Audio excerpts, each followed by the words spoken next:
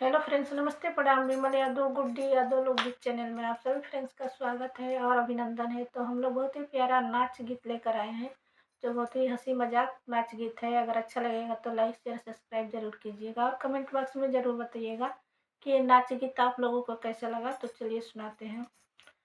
भाभी जइबो ना गवनवा मोर भला मकरिया, भाभी जइबो ना गवनवा मोर भला मकरिया।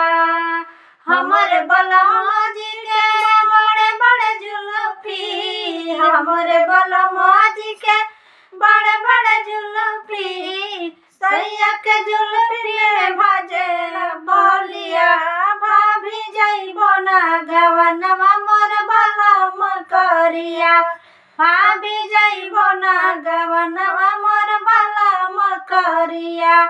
सैया जी के जुल्फी में बाजेला बोलिया, भाभी जइबो ना गवनवा मोर भला मकरिया, भाभी जइबो ना गवनवा मोर भला मकरिया। हमरे बलमा जी के बड़े बड़े मछिया, हमरे बलमा जी के बड़े बड़े मछिया, सैया जी के मछिया में बाजे नथिया।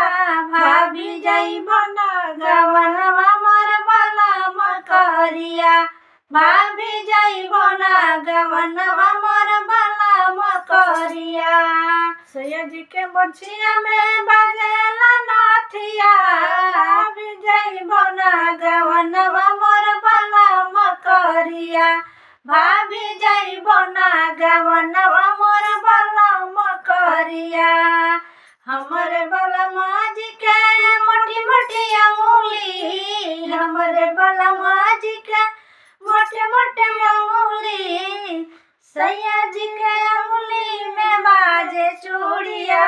भाभी जइबो ना गवनवा मोर भला मकरिया, भाभी जइबो ना गवनवा मोर भला मकरिया।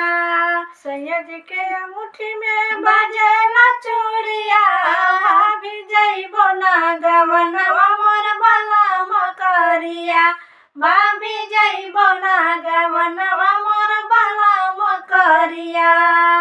हमरे बलमा जी के बड़े बड़े अखिया, हमरे बलमा जी के बड़े बड़े अखिया, सैया जी के अखिया से लड़े अखिया। भाभी जइबो ना गवनवा मोर भला मकरिया, भाभी जइबो ना गवनवा मोर भला मकरिया। सैया जी के अखिया में लड़े अखिया, भाभी